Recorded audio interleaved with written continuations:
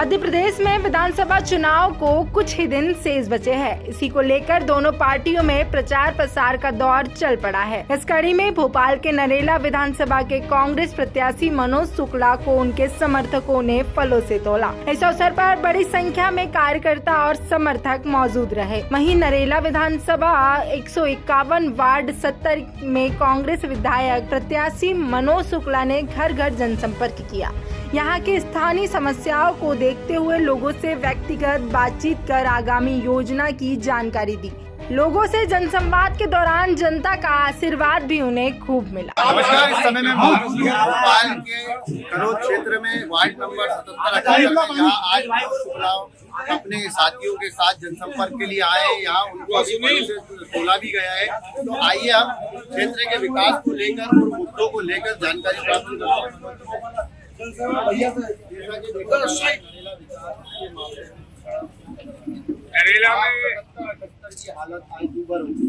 नरेला में तो पहले से बार बार कह रहा हूँ आपसे, किसी प्रकार का कोई विकास नहीं है। नरेला आज भी मूलभूत सुविधाओं के लिए तरफ का विकास हुआ है, निश्चित रूप से विकास हुआ है।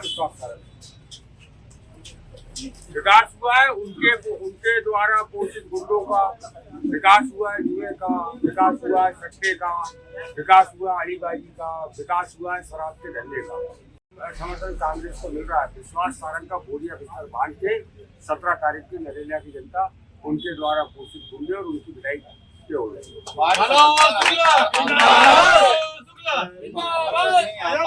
बाद भी यहाँ विकास नहीं है, गंदगी है, रोड नहीं है, नालियों की व्यवस्था नहीं है। जहाँ विधायक विश्वास सारंग वहाँ पार्षद नाम समाप्त हो जाता है। हमारे पार्षदों को प्रताड़ित किया जा रहा है, उन्हें काम नहीं करने दिया जाए। उनके किए हुए कार्यों पर जबरदस्ती विधायक और सरकार में मंत्री अपना वोट लगाएंगे। तो जो उनने काम वहाँ पर हो रहे हैं वो पार्षद नहीं किए, लेकिन वोट मंत्री जी का लगा। वोट लगाने वाले वोट लगाने के काम में माया नहीं है। कहाँ इनने वोट लगा रखे। बड़ी संख्या में देखने को मिल रहा है, जनता आपको पसंद कर रही है, जनता एक बदलाव चाह रही है। तो क्या आप खड़े उतरेंगे जनता की स्थिति? मैं आज पहले भी आपके माध्यम से कह चुका हूँ कि नरेला में आज भी लोग मूलभूत सुविधाओं के लिए, और मैं अगर चुना गया और मेरी पहली प्राथमिकता होगी कि नरेला की जनता मूलभूत सुविधाओं से।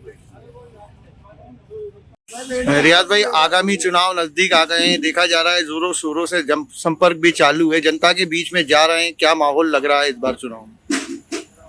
माहौल कांग्रेस के पक्ष में है और 18.5 साल की शिवराज सिंह की सरकार ने जनता को इतना परेशान कर दिया है कि जनता सरकार और सत्ता दोनों बदलने में है। रहा सवाल नरेला विधानसभा का।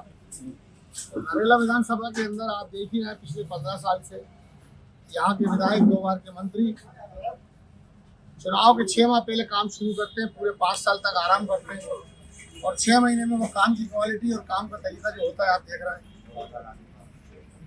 सीमेंट के रोड पर डामर के रोड डाल दिए जाते हैं। तमाम डेवलपमेंट जो JNNU RM के थे दोबारा उन पर रोड डाल दिए गए। किसी तरीके से 50% का जो करप्शन मध्य प्रदेश शासन के अंदर चल रहा है उसको ठिकाने लगाना है। 2300 करोड़ नरेला के अंदर है, रिकॉर्ड में आप निकाल सकते हैं।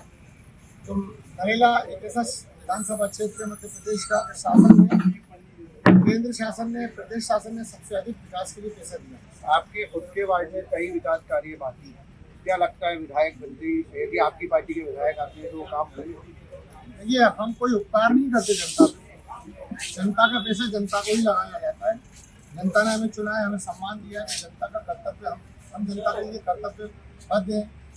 हमारा फर्ज बनता है कि हम जनता की खिदमत करें और जहाँ कभार जो सुविधाएं हम उठाते हैं वो भी जनता की देन है। उनका एक वोट हमारे लिए, हमारी सुविधाओं के लिए है और हम जनता को परेशान करें, ये जनप्रतिनिधि के शपथ के अंदर है कि सबके साथ अच्छा बर्ताव करना है, अच्छा व्यवहार करना है और सबको एक दृष्टि से देखना है। ये तरीका गलत है जो भारतीय जनता पार्टी के नेता करते हैं, भेदभाव, पक्षपात, धर्म की आड़ में लोगों को गुमराह करते हैं। आज में चुनाव जिन क्षेत्रों से मुझे कम वोट मिले या चुनाव में नुकसान हुआ, मैंने उन क्षेत्रों में भी जाके काम करा, लोगों से मुलाकात करी, बात करी। मैंने कहा जनता ने चुन लिया है, अब कुछ लोगों ने वोट नहीं दिया तो उसके मायने ये नहीं कि उनका काम नहीं होना चाहिए। वो 5 साल तक के वंचित रहेंगे। अगर लोगों ने हमें 100 में से 60 वोट दिए और 40 दूसरों को दिए, तो वो क्या उन्होंने गुनाह कर दिया? भाई उनकी पसंद थी, उन्होंने दूसरे पक्ष को दिया, तो वो चुनकर नहीं आ पाया। लेकिन हम जनता ने चुन लिया है जब, तो हम उनके पास भी जाते हैं। मैं जाता हूँ खास तौर से में जाता हूँ जहाँ बीजेपी ने वोट हासिल करे, कांग्रेस को नहीं मिली। लेकिन यहाँ बीजेपी के नेता ये करते हैं, पक्षपात करते हैं, उन इलाकों में नहीं जाते, उन इलाकों में काम। अब मुसीबत ये आ गई है कि जनता ने जब नकार दिया तो उन इलाकों में जाके काम के लिए हाथ जोड़ रहे हैं, लोगों से वादे कर रहे हैं कि हम तुम्हारा काम करा रहे हैं। रात में मीटिंग होती है, सुबह रोड डलने लगता है, कितनी स्पीड के काम चल रहे हैं और कस्में खिलवा रहे हैं वोट के लिए, जो आचार संहिता का उल्लंघन है। दूसरी चीज ये कोई अपने घर से तो लाके लगा नहीं रहा है। जनता का पैसा है, नगर निगम का पैसा है, नेशनल डिजास्टर का पैसा है, सीएम इंफ्रा का पैसा है, और भी कई फंड है, मुख्यालय का पैसा है। ये सब पैसा लग रहा है और बोर्ड अपना लगा रहा है। और हमारे साथ ये परेशानी है कि हम कांग्रेस के 3 पार्षद थे, एक पार्षद गुजर गए सलील भाई, और हम और दानिश 2 पार्षद हैं नरेला में 17 में। तो वो उन 2 पार्षदों को भी जो अपने पैसे से काम कराना चाहते हैं तो उनके टेंडर नहीं होने देते, इतना परेशान करते हैं कि वो काम ही नहीं हो पाते। तो हम लोग संघर्ष, ये 2 संघर्ष कर रहे हैं हम। एक संघर्ष कर रहे हैं सत्ता को हासिल करने का, दूसरा संघर्ष कर रहे हैं अपने काम कराने का। ये दोनों संघर्ष में हम कामयाब हुए। जैसा कि आज भी हमने देखा, मनोज शुक्ला जी यहाँ आए, एक किराए में बहुत बड़ी दिक्कत हो गई है। आज आपके ही वार्ड 78 में देखा जाता है, बड़ी कहीं ना कहीं एजुकेशन की कमी है। तो उस एजुकेशन सिस्टम के लिए यदि आपके विधायक प्रतिनिधि चुने जाते हैं तो किस तरीके से काम करें? देखिए, जहाँ तक आपने सवाल करा कि किराए में हो रहा है, तो किराए का तो इसका आपको जो भी होगा आने से या मुख्यालय से मिलेगा। लेकिन यहाँ तक सवाल है एजुकेशन का, जो आपने सवाल उठाया, तो मेरे वार्ड में एक भी सरकारी स्कूल नहीं है। मैंने कोशिश करी है, अभी मैं बहुत सारे दस्तावेज पेश करूँगा। इन खाली जगहों पर हाउसिंग बोर्ड ने जगहें छोड़ दी, शासन की करनी थी, तो सब भूमाफियों ने ठिकाने लगा दी। आज की स्थिति ये कि अगर हम कोई हाई स्कूल बनाना चाहते हैं तो उसके लिए 1 एकड़ ज़मीन की हमें परेशानी हो रही है।